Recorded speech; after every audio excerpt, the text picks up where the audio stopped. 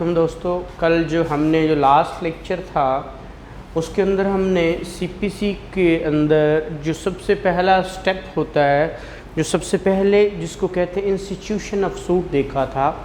اور institution of suit میں ہم نے بہت ساری چیزیں دیکھی تھی جو کہ بہت ضروری ہوتی ہیں انسٹیٹیوٹ کروانے کے لیے سوٹ. اب اس کے ساتھ کیا کیا چیزیں لگتی ہیں وہ ہم نے ایک سنوپسس کے ٹائپ بنا لیا تھا.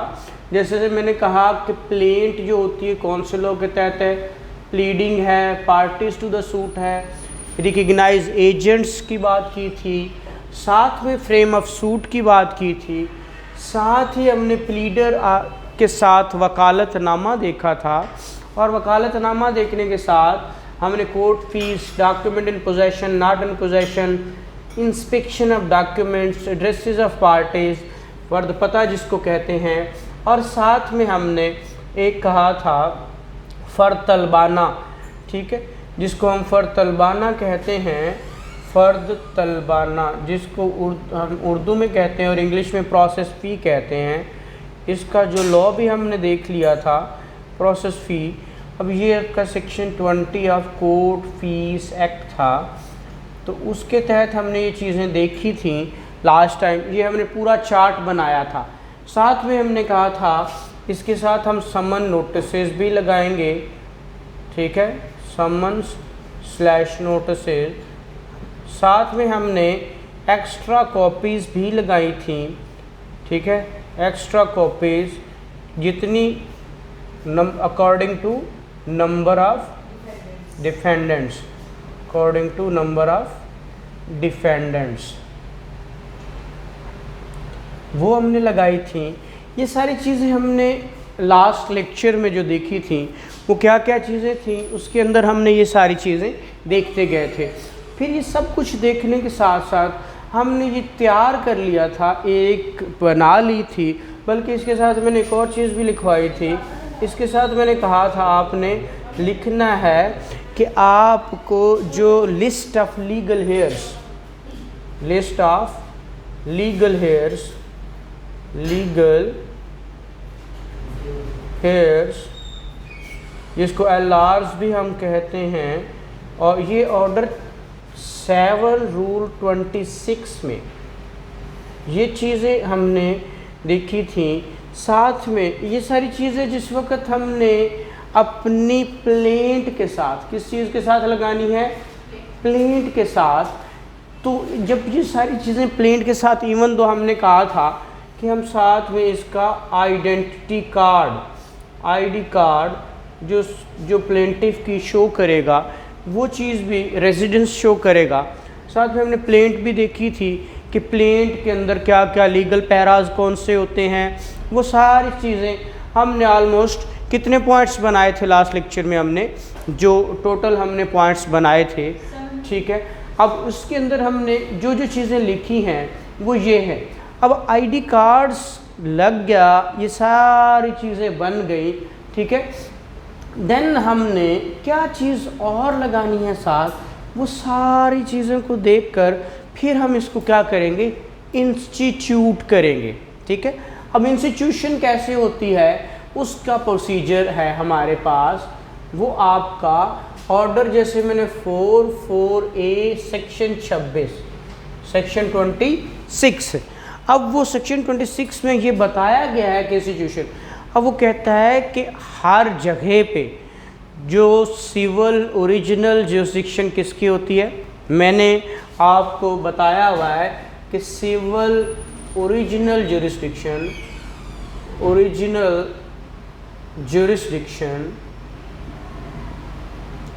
جیورسڈکشن جو ہے وہ آپ کی ڈسٹرکٹ جج کی ہے.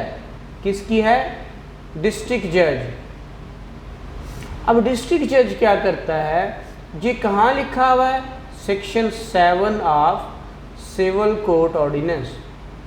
سول کوڈ آپ کے سلیبس کا حصہ بھی ہے، آرڈیننس جو کہ آپ کا 1962 کا ہے، ٹھیک ہے.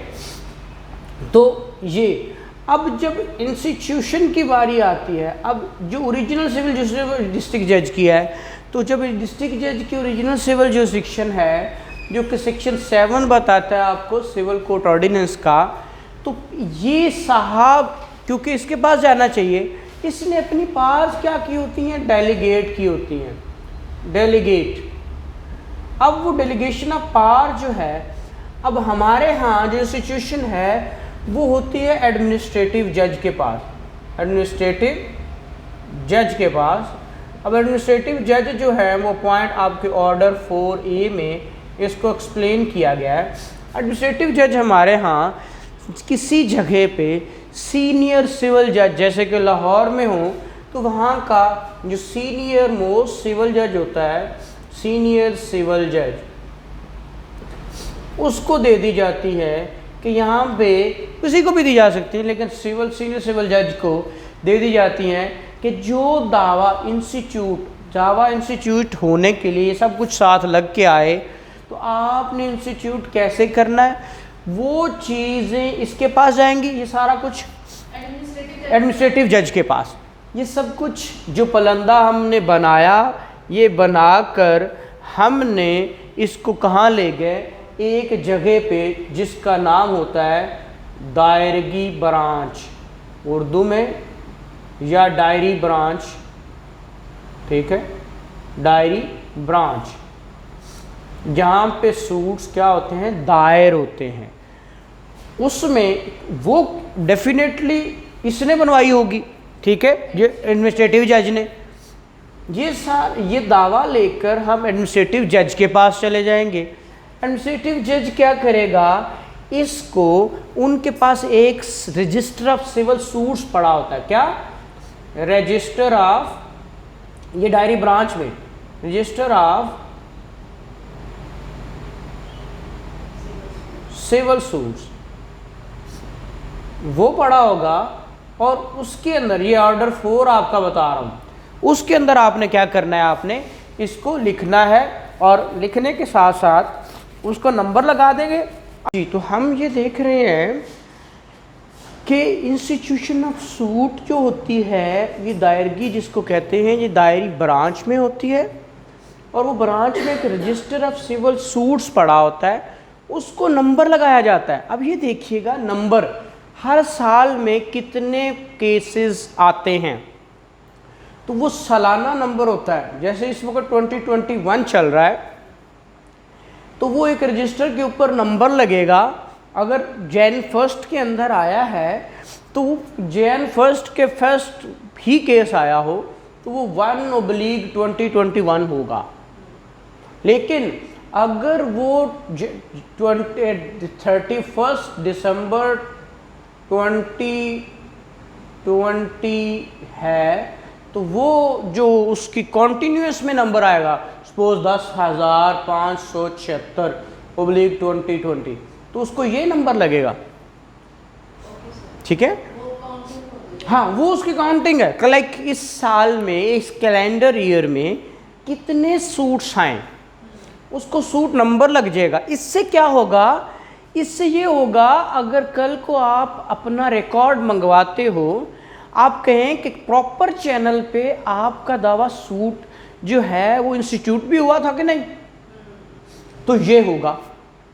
اچھا، اس سے پروو ہوگا کہ وہاں گیا. پھر ایڈمنسٹریٹو جج جس کو مارک کرے گا کسی ایک جج کے پاس اکارڈنگ ٹو اس کی پیکیونری جورسڈکشن اینڈ ٹیریٹوریل ہے تو وہاں پہ انٹرٹین ہو رہا ہے. ٹھیک ہے، پیکیونری جورسڈکشن. اب آپ کے پاس پیکیونری جورسڈکشن ہم نے جب دیکھی تھی، پیکیونری جورسڈکشن دیکھی تھی، کیا تھی جی؟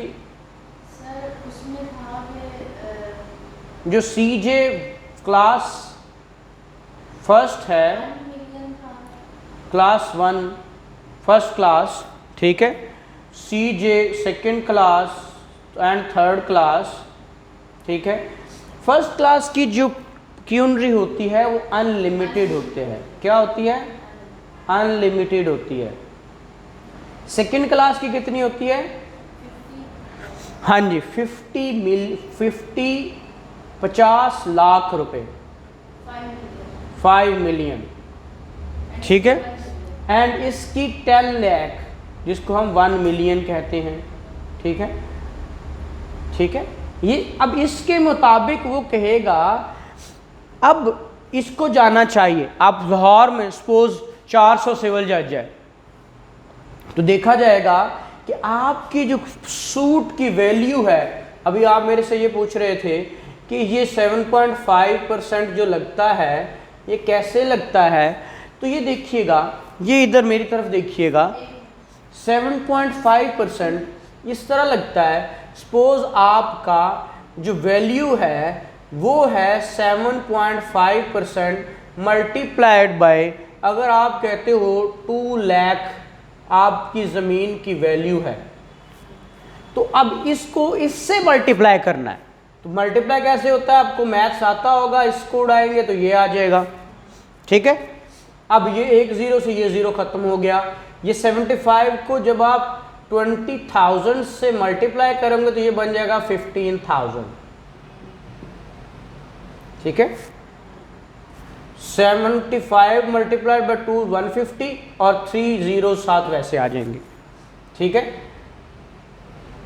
یہ 75 کو 2 سے اور بھیا باقی کیا ہے اس کو اس سے کے ساتھ یہ ہو گیا, اور اس کے ساتھ ملٹیپلائڈ پہ 100 بھی آئے گا. تو 3 0 یہاں پہ ختم ہو گئے تھے. ٹھیک ہے, اور 3 0 جب یہ ختم ہو گئے تو آپ کا یہ اس وقت 200 کو 75 سے ضرب دیں گے تو یہ بہرحال آپ اس کو ملٹیپلائی کریں گے تو یہ آ جائے گا. ٹھیک ہے, کیونکہ پرسنٹ بھی ساتھ ہے نا, تو پرسنٹ سے مراد ہے آؤٹ آف 100. ٹھیک ہے, اب یہ 0.5 کو نکالا تھا تو یہ آ گیا, تو 3.3 zeros ہو گئی تھی. تو وہ اب آپ کا یہ جو ویلیو ہے یہ جو نکلی ہے دس از کوٹ فی. اب یہ جو ویلیو تھی میں نے جس سے ملٹیپلائی کیا, یہ دیکھیے گا یہ جو ویلیو تھی 2 لاکھ, یہ ویلیو تھی جی سوٹ کی ویلیو تھی. کیا 2 لاکھ اس میں فال کرتی ہے, اس میں یا اس میں؟ آپ نے, اور ایک اور بات, سیکشن 15 آپ کا بتاتا ہے, سیکشن 15 سی پی سی, کہ آپ نے سوٹ فائل کرنا ہے, انسٹیٹیوٹ کرنا ہے, کہاں؟ At is lowest grade. آپ دیکھیں, آپ کہیں گی, اگر آپ کو کہیں یا وہ صاحب کہیں گے جتنے بھی بیٹھے ہوئے کہ سر یہ جو 2 لاکھ ہے وہ تو انلمیٹڈ میں بھی آتا ہے, بھئی آنسر از کریکٹ. آپ کا 15 میں بھی آتا ہے, 10 لاکھ میں بھی آتا ہے. اس نے کہا جو لویسٹ گریڈ والی عدالت ہوگی وہاں سے شروع کر کے اوپر جانا ہے, تو اس لیے اس میں فال کر گیا تو ٹھیک ہے, یہاں پہ یہ سنے گا. تو جو ایڈمنسٹریٹو جج ہوگا اس کے پاس لسٹ ہوگی, وہ دیکھے گا کہ یہ جو سول سوٹ آیا ہے 2 لاکھ والا, یہ میں جو سول جج بیٹھا ہے وہ ایک کورٹ کا نمبر ہوتا ہے. کورٹس کو 1 2 3 4 5 لاہور میں کورٹس کے نمبر البتہ نہیں لگے ہوئے, تو وہ جج کا نام ہی مینشن کر دیتے ہیں. یہاں پہ جج لکھ دیتے ہیں جناب صاحبہ جج ہیں. ٹھیک ہے, ٹھیک ہے, آپ جج اے بی سی. ٹھیک ہے, تو آپ کا نام اس پہ آ جائے گا کہ یہ دعویٰ میں نے کس کو مارک کر دیا, ان صاحبہ کو. ٹھیک ہے, تو وہ آپ کا جو سوٹ تھا وہ انسٹیٹیوٹ ہو گیا. ٹھیک ہے, اب آپ سی پی سی نکالیے گا اور پڑھیے گا, بلکہ سی پی سی مجھے دیجیے گا, میں آپ کو اس کی تشریح بتانے کی کوشش کروں گا انسٹیٹیوشن کی. یہ سب سے پہلے ہمیں کہا جاتا ہے نا ہاؤ ٹو ریڈ یا ہاؤ ٹو اسٹڈی سی پی سی. ٹھیک ہے, یا میں سول لاء کو اتنی بڑی ہے جی میں کیسے پڑھوں, تو دس از اونلی وے. ٹھیک ہے, تو اس وے سے پڑھیں گے تو چیزیں بہت آسان, بہت ایزی لگنی شروع ہو جائیں گی. جی دکھائیے گا مجھے. جی دیکھیے گا سیکشن 26, پہلے میں آپ کو سیکشن 26 دکھاؤں گا. وہ کیا کہتا ہے؟ کہتا ہے انسٹیٹیوشن آف سوٹ, جو میں نے پہلا کیپشن کے ساتھ بھی سیکشن دیکھیے گا 26 لکھا تھا. کہتا ہے every suit shall be instituted by presentation of planet. میں نے لکھوایا کس چیز سے؟ Planet. Are in such other manner as میں بی پریسکرائب. اگر اس کے علاوہ کچھ اور ہو تو اس کے ذریعے، ادروائز جو ہمارے ہاں. اور 4 آرڈر کیا کہتا ہے؟ 4 آرڈر کہتا ہے for the purpose of this code, the code shall be numbered, identified and addresses with reference of the number allotted to them. وہی نمبر جیسے میں نے آپ کو بتا دیا سوٹ کو نمبر الاٹ کرنے. یہ آپ نے جب نمبر 1 کے، اب اس کی لاہور ہائی کورٹ امینڈمنٹ آپ نے لکھا ہوا ہے، اور commencement of proceeding in suit, every suit shall be instituted by presenting a plaint to the court or such officer as it appointed in this behalf. وہ ڈائری برانچ والے، ٹھیک ہے، and assigned to an administrative judge، وہ میں نے بول دیا، ٹھیک ہے، and a trial judge under the code. ٹھیک ہے، یہ 2018 والی امینڈمنٹ ہے. یا ٹرائل جج. اب دیکھیے 2 طرح کی اس وقت انہوں نے بنا دی ہیں، ایک ایڈمن ججز بنا دیے ہیں اور ایک ٹرائل ججز بنا دیے. کچھ ٹرائل کورٹس ہیں، کچھ ایڈمن. جس وقت تک سوٹ کی ایڈمیزیبلٹی سے سمنس تک، شہادت سے پہلے ایویڈنس کی ریکارڈنگ سے پہلے سارا آپ کا ایڈمن جج چلے گا، ٹھیک ہے. اور جس وقت ٹرائل کی طرف جائیں گے، شہادت آئے گی، تو پھر وہ ٹرائل کورٹ کی طرف اس کو کیا کر دیتے ہیں، بھیج دیتے ہیں، ٹھیک ہے. Every plaintiff shall comply with the rules contained in order 6, 7 so far as they are applicable. یہ میں نے لکھا 6 اسی لیے لکھا تھا. پلیڈنگ کس کو کہتے ہیں جی؟ میں نے اس دن بتایا تھا پلینٹ پلس ریٹن اسٹیٹمنٹ کیا کہلاتی ہے؟ پلیڈنگز کہلاتی ہیں، ٹھیک ہے. جو پلینٹس اور ریٹن اسٹیٹمنٹس ہوتی ہے اس کو کیا کہتے ہیں؟ یہ آرڈر 6 رول 1 میں بتایا گیا، ٹھیک ہے. اسی طرح رجسٹر آف سوٹ، میں نے ابھی لفظ بولا تھا کیا کہ ایک رجسٹر پڑا ہوتا ہے. ایڈمنسٹریٹو جج shall cause the particulars of every suit to be entered in a book to be kept for the purpose of called the register of civil suits. میں نے یہاں پہ لکھا تھا register of civil suits. Such entry shall be numbered in every year according to the order in which the plaintiff are admitted. وہ میں نے کہا جیسے یہ بتایا کہ ایئر وائز ہوں گے، ٹھیک ہے، ہر سال میں وہ اس کو نمبر لگ جائے گا. آگے 4A ایڈمنسٹریٹو ججز لکھا ہوا ورڈ کہتا ہے the district judge shall designate as many civil judge in the district administrative judges as are necessary to disposal of load of work with dispatch.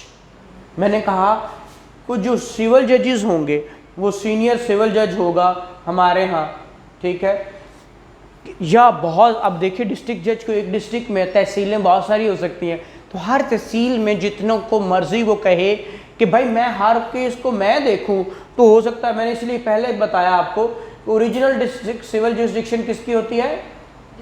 District جج کی. میں نہیں بتا رہا، آپ کا سیکشن 7 بتا رہا ہے. اسی طرح the administrative judge shall take and complete pre-trial proceeding in a suit after it has been registered when he is satisfied that the plaintiff and the written statement comply with the provision of order 6 and 7. یہ میں نے 6 اور 7 لکھی، ٹھیک ہے. آگے وہ کہہ رہا ہے اگر تو اس کو کرنا ہے، یہ پری ٹرائل پروسیڈنگ چل رہی ہے نا. ٹرائل تو پھر میں نے کہا کب چلے گا؟ جب ایویڈنس، اور ایویڈنس کب آتی ہے؟ جس وقت پلینٹ پلس ریٹن اسٹیٹمنٹ آ جاتی ہے. تو دین ایک میں نے کہا تھا وہ ہم نے جب نیکسٹ اسٹیپس میں پڑھے تھے، ٹھیک ہے. ابھی ہم فرسٹ اسٹیپ کو بات کر رہے ہیں، اسٹیپ 1 کو دیکھ رہے ہیں.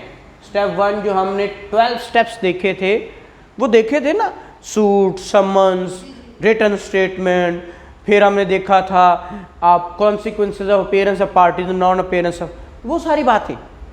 اب ہم نے یہاں پہ دیکھ رہے ہیں، کہہ رہا ہے آگے دا پری trial proceeding including the proceeding under 5 order 5 سمن والا، ٹھیک ہے، آرڈر 8 آپ کا ریٹن اسٹیٹمنٹ والا، آرڈر 9 آپ کا نان اپیئرنس والا. 9A 9B 10 11 12 13 and 14. یہ سارا 9 10 11 اور آگے ہے 12 اور آگے کیا ہے 13 اور 14. یہ سارے کے سارے آرڈر کیا ہیں آپ کے, یہ سارے انکلوڈ ہوں گے پری ٹرائل میں. کل کو پوچھ سکتا ہے کہ آپ کے پری ٹرائل میں کون کون سے آرڈرز ہیں, تو آپ کو یہ ساری چیزیں پتہ ہونی چاہیے, ٹھیک ہے, ادروائز آپ کنفیوز رہیں گے, ٹھیک ہے. جیسے ریٹن اسٹیٹمنٹ کے بعد اپیرنس آف پارٹیز, پھر آلٹرنیٹ ڈسپیوٹ ریزولوشن, پھر کیس مینجمنٹ ہے 9A, پھر 10 examination of parties by the court ہے, 11 ڈسکوری آف اینڈ انسپیکشن ہے, ایڈمیشن 12 ہے, 13 production امپاؤنڈنگ and return of document, and 14 settlement of issues. میں نے پہلے کہا ایویڈنس جب ایشوز فریم ہونے تک پری ٹرائل ہوتی ہیں اور پوسٹ ٹرائل جب جاتی ہیں. اب دیکھیے پری ٹرائل پروسیڈنگز, ٹھیک ہے, پری ٹرائل کب تک کہلائیں گی, جب تک یہ سارے آرڈرز ہوں گے تو پری ٹرائل کہلائیں گی. پری ٹرائل جب تک ایشوز فریم ہو, آپ کا سمنس سے لے کر ایشوز فریم ہونے تک 5 6 7 8 یہ سارے, ٹھیک ہے. 5 کے بعد ڈائریکٹ 8 پہ چلا گیا, ورنہ 6 7 تو ہم نے پہلے پلینٹ کے ساتھ ہی پڑھ لیے تھے نا, ٹھیک ہے. 8 9 10 11 12 13 14 تک یہ سارے کے سارے پری ٹرائل میں آئیں گے. جب ایشوز فریم ہو جاتے ہیں تو اس کے بعد جو کام چلے گا وہ پوسٹ ٹرائل ہے, کیونکہ وہ ٹرائل شروع ہو جائے گا. پری ٹرائل کے بعد ٹرائل اور دین ٹرائل کے بعد پوسٹ ٹرائل کی باتیں آئیں گی, ٹھیک ہے. پری ٹرائل کے بعد ٹرائل ہوگا, اور ٹھیک ہے. اس میں کیا ہوگا, کس میں, ٹرائل میں تو ایویڈنس ریکارڈ ہوگی نا, ٹھیک ہے. آگے جی, upon taking and completing his pre-trial proceeding, the administrative judge shall cause the suit along with entries record placed on a specific date before the trial judge for its trial under the code. Pre trial کے بعد پھر میں نے کہا کیا کرے گا, وہ لکھ کر کے جناب پری ٹرائل میں نے پوری کر لی ہے, اب میں کہاں بھیج رہا ہوں, ٹرائل جج. پہلے میں نے کہا ایڈمن جج ہوگا اور پھر کیا ہوگا, ٹرائل جج. تو پری ٹرائل پروسیڈنگز ٹرائل جج کو نہ وہ ایڈمن جج کرے, ایڈمنسٹریٹو جج اس کو کہا جا رہا ہے, ٹھیک ہے. آگے جی, provided the administrative judge before sending the suit shall satisfy himself that witnesses of the parties to the suit enter their appearance before the trial judge on the date when the suit is to be placed before him. پھر یہ جس وقت اب دیکھیں issue frame ہو جائیں گے, list of witness آ جائے گی, اب شہادت ہونے تو اس کو کہے گا اب آپ کی پری ٹرائل ختم ہو گئی, اب آپ ٹرائل جج کے پاس جائیں, ان کو کہے گا اور یہ کیس اب سپوز آج پری ٹرائل کمپلیٹ ہوئی, تو آج کہاں بھیج دیا گیا, ٹرائل جج کو. سر لسٹ آف وٹنسز کس آرڈر کے تحت آئے, آرڈر 16 رول 1 میں نے اس دن بتایا تھا, ٹھیک ہے. پھر ان کو کہتے ہیں آپ ٹرائل جج کے پاس چلے جائیں, اس ڈیٹ کو وہاں پہنچیں گے. یہ میں نے آپ کو جس وقت وہ پوائنٹس بتائے تھے اسٹیپس, اس کے اندر بتا دیا تھا, ٹھیک ہے. اینڈ دا ٹرائل جج before commencement of the trial shall cause registration of the suit in the register of civil suits in the manner provided in 4. تو وہ اس میں